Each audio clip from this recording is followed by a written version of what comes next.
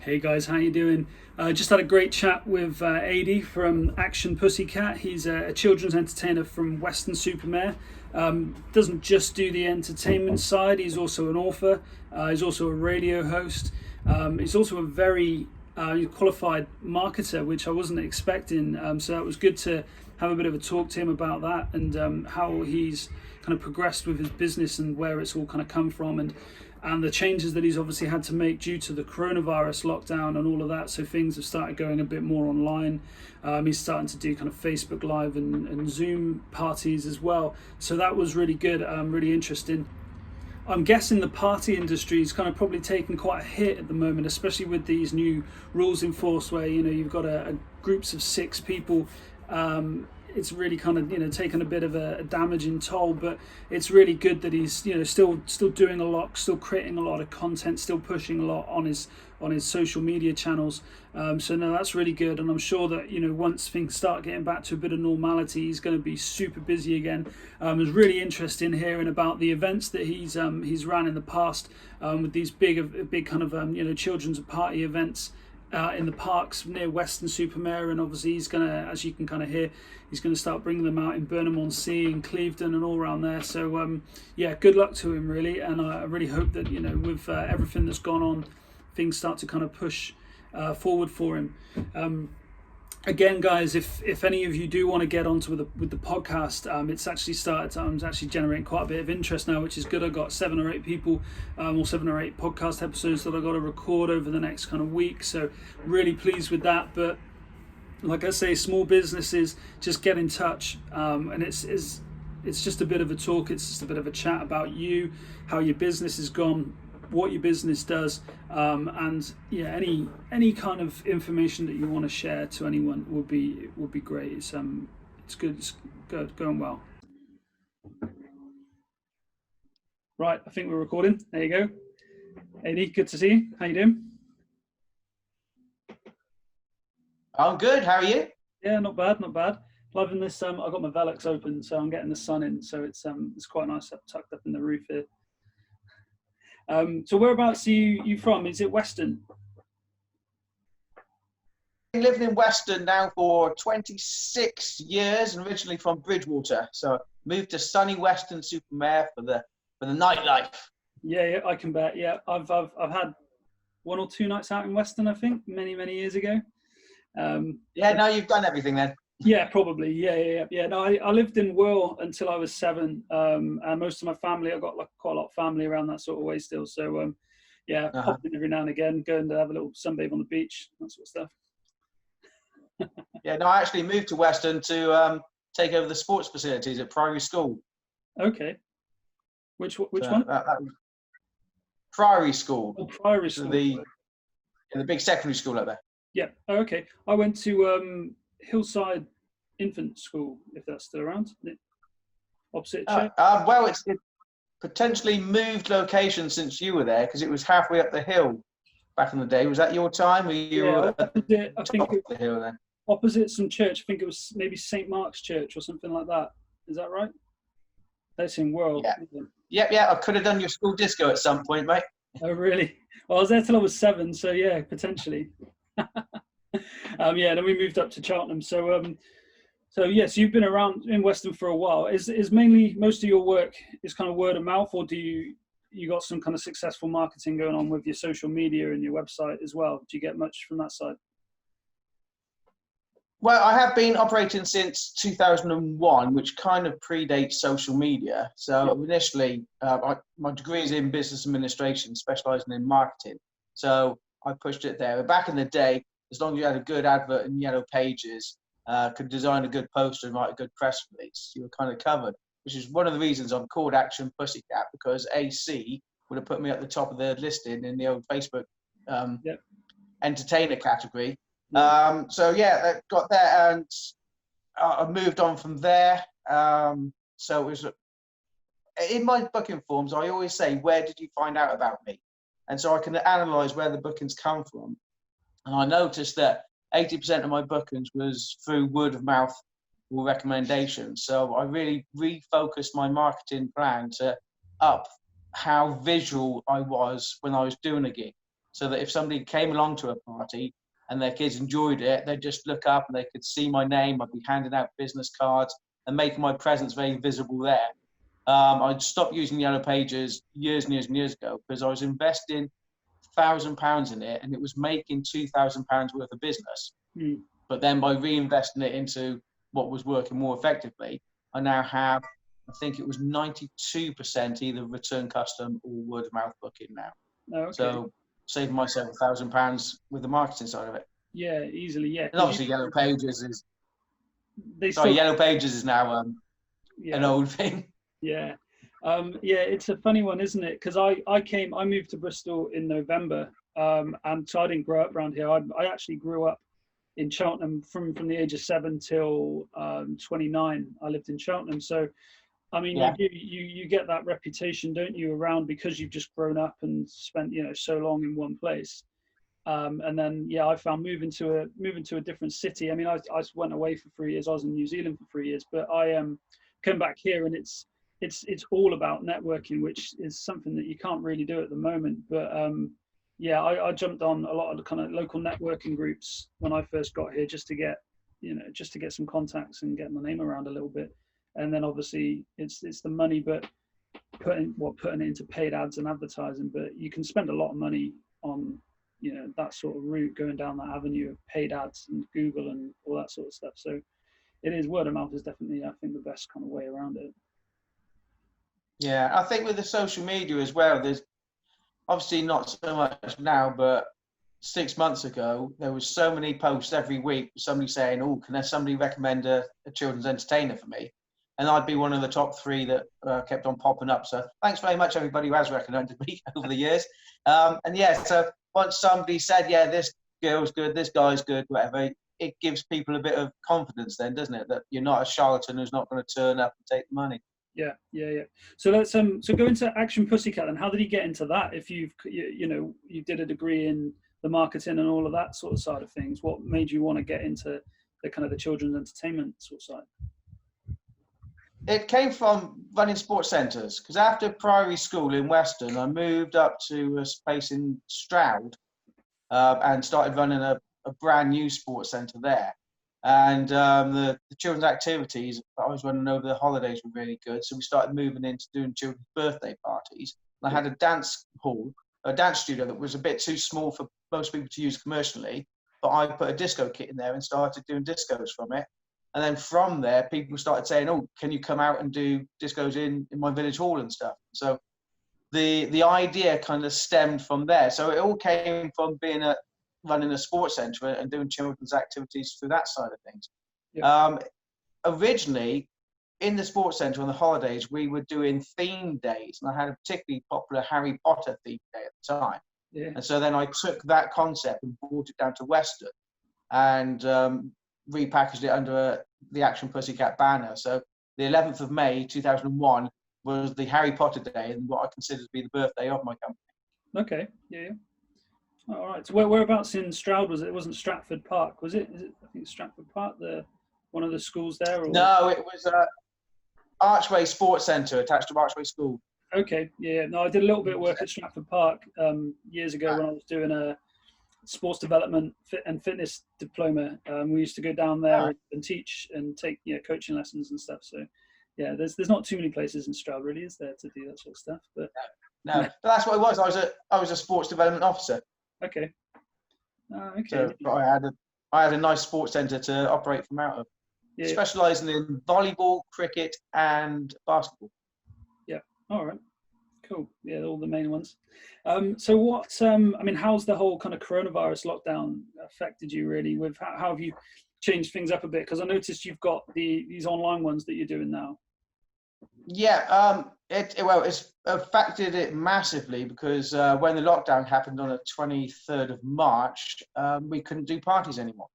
But I moved my provision to doing virtual parties. I did a quick downloadable one where we pre-recorded some video of me introducing games, and then it would come with instructions. So you can, for those who were proper isolated and just had family in the house, it was games where you could play just on your own or with a sibling or a partner or a mum and dad. Yep. And I also started doing live parties And it was my youngest daughter's birthday the week after lockdown kicked in. And so we got all of her friends together on a Zoom thing. And I trialed a few games there, and it went down really well. We did like party dances. I got interactive games where they have to go off and find things or playing against each other. Yeah, And Zoom was really handy because you've got all the screens in front of you, so you can see all the players. yeah, Whereas Facebook Live is good for doing a show and projecting out, but you don't get the feedback. Whereas Zoom, I could say, "Oh yeah, you were fastest. You won that one. You stopped first there." And yeah, so I was lucky enough that that first one worked. And from my daughter's party, I'd say I'm still using about 90% of the same material because it yeah, was strong enough and pulled it off. yeah, Also was doing some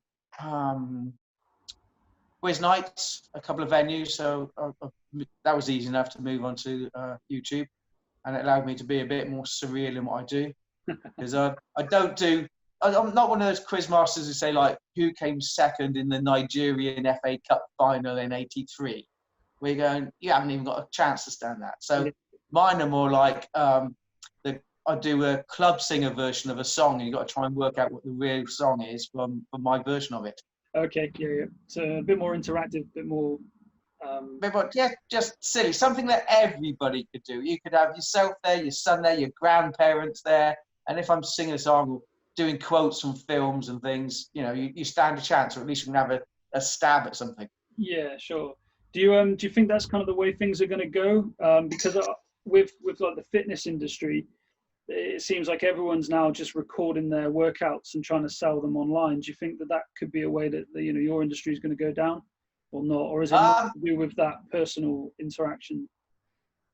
There's a coronavirus family lockdown Facebook page that I'm involved in, and I was doing okay with the virtual parties, but it started trickling off. So I did some research and saying, with the schools going back, are you going to start doing big parties? Are you happy with virtual parties, or is it like just your garden parties or days out? And most people have said that they're just, especially those who've gone back to work, they get so zoomed out by the end of the day that they're not doing it. So I'm actually got a current promotion going on, because a lot of people are thinking, oh, it's too expensive for what it is, and this, that, and the other. And so I'm challenging this and giving people a sample of what I do on a free session. So going like, this is actually what a Zoom virtual party can be like. It's not kind of just sat there watching something. It's about getting involved, running, dancing, having a laugh, and still having fun. So hopefully by introducing and giving a free sample, people will then go, oh, actually that is an option then. But again, because of the nature of it, I charge a quarter of what I charge on a normal thing. So I still have to do 4 Zoom parties to make up the difference of one normal party. So Yeah. But it keeps me busy. I'm also doing a radio show, Okay. and that's all for free. But it just gives me an hour again where I can be in front of people and entertaining them. As an entertainer, that's what I want. Look at me, notice me. Well, I mean, yeah, I guess the radio show as well, it just puts your name out there a bit. I'm guessing, are you doing it under the same name, same kind of brand, or is it something a bit different? Or are you trying to push? Want to push the it is called the Action Pussycat Party Hour. So. Yeah, and it's just silly nonsense. I've got my daughter who does a news flash bulletin thing, but it's just cheesy jokes like bad news for travellers travelling westbound on the M5. You're heading towards Wales. Not that I am Welsh originally, so I can do that. But yeah, it's just silly nonsense like that. And I'm an author as well, children's author. So I've been reading or serialising a lot of my stories at the end of the show. I've got guests coming in. I've interviewed Darth Vader and Captain Kirk, Mr. Blobby. And it's all just based around, if I can think of a Mr. Blobby joke, I'll interview Mr. Blobby. Yeah. And just take some sound off a YouTube thing. So I'm going, how you doing, Mr. Blobby? Oh, Blobby, Blobby, Blobby. Just nonsense, but it makes me laugh. And it's interesting because I'm the 3rd most listened to show on the radio station. But even though I'm pitching it as a family show, most people are listening are dads who just loving the dad humour. Sure. Yeah. What's the radio show on? Where can people find that? It's wavewsm.co.uk. So it's an internet channel. We transmit 24/7, and there's very nice and quirky shows. So you've got mine. They've got Flick does a folk show, which showcases lots of more unusual and world folk music. We got somebody just started doing a funk show, and there's some great classic stuff from the 70s on there. Somebody else does a Friday night party where they just play. They're a big DJ down in Newquay. Mm-hmm. They live in Weston-super-Mare, and they've just taken what they do in the clubs and put it on the radio shows. So that is a party happening there. Yeah. There's lots of quirky stuff like that. Yeah, no, that's good. It's things like that. It just gives people that bit of a platform, doesn't it, to get out? And like you say, it's free, but at the same time, it's getting your name out there, a bit of branding, and trying to push people more your way to the paid work that you're trying to bring in. So once any sort of normality comes back, yes. That's it. Yeah. I mean, with the lockdown and coronavirus, do you see much changing in the next few months, or are you thinking of trying to push the business in a coronavirus friendly way, or are you hoping that it goes back to big parties with kids and all the interactive stuff and all of that? I mean, what's your preference? Yeah, well, we was hoping that the big parties would come back once the schools went back, because obviously the children are then in their bubbles of 30, and if you're having a party, it's going to be your classmates and the people you invite. But the rule of 6 last Monday knocked all that on the head. Yeah. So myself and a few other entertainers are lobbying Parliament to say, is there anything you can do around it? I've tried, like I said, repositioning the virtual parties and trying to get people interested in that again. It's not so good, but I was also in the week I teach art, and so I'm trying to relaunch these art ones because education's allowed. The class sizes are smaller than what I was taking, and we've got to be careful of the rooms we can use so they're all COVID appliant. But I've got 2 art classes starting again next week, and I've introduced a new drama club for children as well, which are selling. There's still spaces on them, but they've got enough numbers already to make them financially viable. But the trouble is with this, so I've got a good drama club, so I'm earning a good amount for that hour, and I've got another art class here, which is a good amount for that hour. But 2 hours worth of work over the week, over the month, still not quite enough to pay the bills. It needs to add up, doesn't it? It doesn't make sense, the whole 6-hour thing, I found, because what did I read? I read that you could go and play football for a football club against 22 or 21 other blokes, but you can't go for a kickabout in the park with your mates like that. It doesn't make sense. Because my niece is she turns 5 at the end of the month, and I think my sister kind of planned for a bit of a big party for her, and of course now that's all changed as well. All of a sudden she can have 5 mates around, or not even that actually, I guess, with her and her partner, and it's probably going to be about two or three people around. But that's it, because when you consider you got your mum, your dad there, and child, maybe a brother or sister, that's only another 2 kids in there. And it's weird because, like, technically, if you hired me to do some magic for you, whether you've got 30 kids sat down there or 3 kids sat down there, it's still costing the same. Yeah. But it's just value for money, isn't it? Me, myself, I'd be going, oh yeah, if I got 30 kids, get an entertainer in, keep them occupied. Got 3 kids, I can occupy them myself. Yeah. That's the same amount of money, so. Yeah, it's a tricky one. I don't quite get the whole way the government's gone down. What I am thinking about doing though is buying myself a fox puppet, right? And instead of having parties, could just go on a fox hunt. Yeah. No, that's it's a shame to do it. So. Yeah, it's a shame, isn't it? It's a really, really weird situation to kind of be in. Did you have any point over the main bulk of the lockdown where you'd stop work? Like completely? Was it kind of sat twiddling your thumbs, or because did you qualify for any of the self-employment benefits or not? I did get the self-employed benefits. I got my bounce back loan, and I got a council discretionary grant, which are very good. Mm-hmm. And the Zoom party's been taken over. I managed to pick up 2 contracts over the summer to provide 3 events a week. So that gave me an income. So it's never been like dead. I'm also doing Facebook Lives and the radio show and things like that. I've also got a book out, so I've been looking at different ways to promote that and doing online stories. So creatively, is okay, and I'm keeping myself busy. And hopefully, like I said, and like you mentioned, as long as I'm keeping my name out there, if anything does come back to normality, we're okay. Indeed, for the end of August, going on to September, I did take a good number of bookings for people who were expecting the schools to go back, and people can do it. So then I did one booking on the weekend after the schools went back, then the lockdown came on, and everybody had to cancel or postpone. So yeah, But so in theory, what I was doing was right. The bookings did come in, but yeah, the work's there. I guess it is, and it's like you say, you got to just keep the creative work going to keep your name at the forefront of people's minds, because it's very easily to forget, isn't it? I mean, I had something recently where on like a Facebook networking group, you know, these like business networking groups that they have. So I was exchanging a few comments back and forth to someone, and then about 2 weeks later, that same person turns around and goes, "Does anyone know a plumber?" And I'm just like, yeah, here, yeah. We spoke 2 weeks ago. So yeah, it's amazing how quickly people just blank it out, forget. So it is good just to be on that, you know, that forefront of people getting things out there, and especially with social media, because I see you've got quite a big following on social media, over 2,000 or so.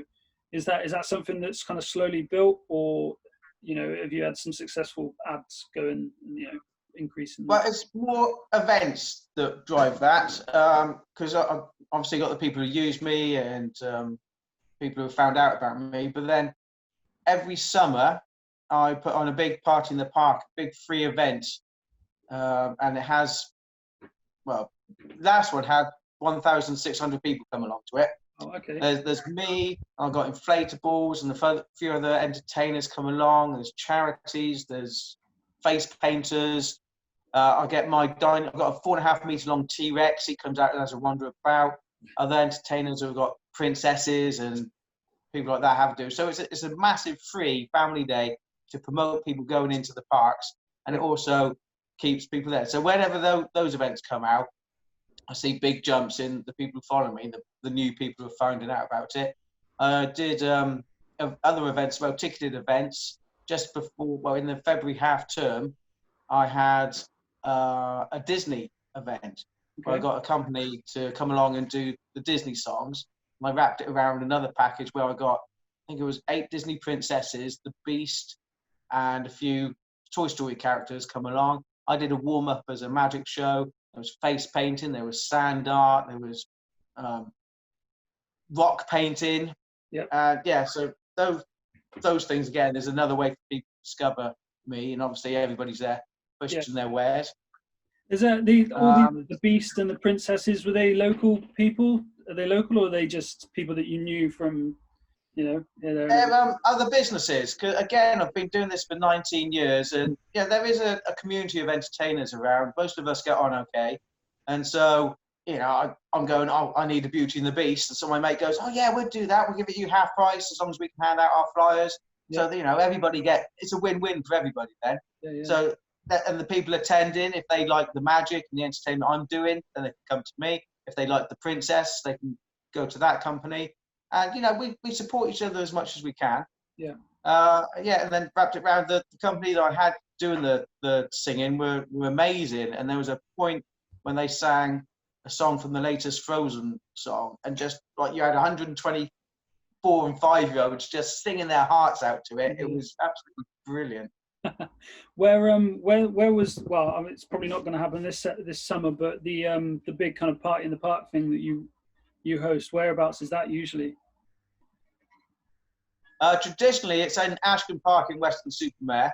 But I had got funding this year to do it in Burnham-on-Sea and bring it back to Clevedon, because when originally the council used to fund it and do it, but when they stopped with their austerity, 8 years ago, I took it on for them, and so I got funding to take it into these other places this year. Okay. Yeah, and so they're good. They're supported by Lions Club International, the main supporters, but then I get a few private businesses jump on as well, support it. We had a removal company support it one year. We had my cat's attacking us. All right. We had Animal Farm sponsored it one year, a local preschool sponsored it one year as well. So again, it is a nice community event. Yeah, and I imagine it's quite a big event to kind of organise. I'm assuming. What sort? Is there like things like insurances and stuff that you need in place, or security? But the insurance, my normal insurance covers it. I have to coordinate with the local council to get a license to occupy, and there's obviously criteria there. But I think with being a children's entertainer, I'm obviously setting up mini events all the time. Yeah. And from my sports background as well, you know, I've trained lifeguards, and so all the risk assessments are second nature. Mm-hmm. And so just doing the big events like I had a friend who had a Little Mix tribute band, and so we were putting on family-friendly Little Mix concerts in local venues with quieter music and smaller ticket prices. And yeah, so it is basically scaling that up. You know, everybody's still got to be safe. It's got to be wired in correctly. You've got to think of your physical hazards, your people hazards, how you're going to manage them. Yeah. Yeah, and I used to be a marketing manager as well, so we used to do event management on that. It's part and part for the course. Yeah, just experiencing it. That's it. All right. Was there anything else you wanted to kind of go over whilst I got you? No, I think that's good. We've covered it. I've spoken about the children's entertainment and the struggles that are happening in those. That's so anybody, if anybody does have any opportunity or any influence where I can come along, like I say, I'm a magician, I can do events management. Yeah, to something to just draw attention to your crowd, because it's that fine line right now. Like potentially I could bring along my 4.5 meter long T-Rex, and just as soon as he gets out, there was a crowd around him. Yeah. And so that's good if you've got an actual premises or a promotion that you want to do, you can bring in there. But in these days, how much of a crowd do you want there? Well, that's You've got to keep that balance in you. You don't want to suddenly have 250 people descending on your store and then only allowing 3 in at a time. It's a tricky one. But yeah, if we ever do get out the other side of this, I'm there. We can do a range of things to help businesses and to help parents with their own children's parties. Yeah. Well, just something to mention. And what about your books? Where can people find those? Or are they? Yeah, but yeah, I've got a book out. A couple of books out. It's children's stories. The first one's called The Astounding Adventures of Mr. Bones, the Laziest Man in the World. That is one of the biggest selling books in the publisher that I'm with. And the main character there, Mr. Bones, not only is he lazy, but he's also a storyteller. So there's a second book out, which is a collection of some of his short stories. And that has sold over 3,500 copies on that one, which is, considering I'm with a very small publisher, that's a good hit. So they're available through the publisher, which is woodcatcher.com, or they're on Amazon or Goodreads or WH Smith's online. But it's mostly online places you can get them. There's not very many places the hardback is available. No, okay. Apart from me, if you want a signed copy. There you go. All right. Cool. Okay, mate. Well, yeah, lovely to meet you, Eddie. Good to hear from you. Oh, and yourself, Stu. All the best. Interest with it all. Will do. Okay, mate. Brilliant. Well, have a good rest of your day. Thanks for your time. And all the best with you, Stu. Cheers, mate. Catch you on. Cheers.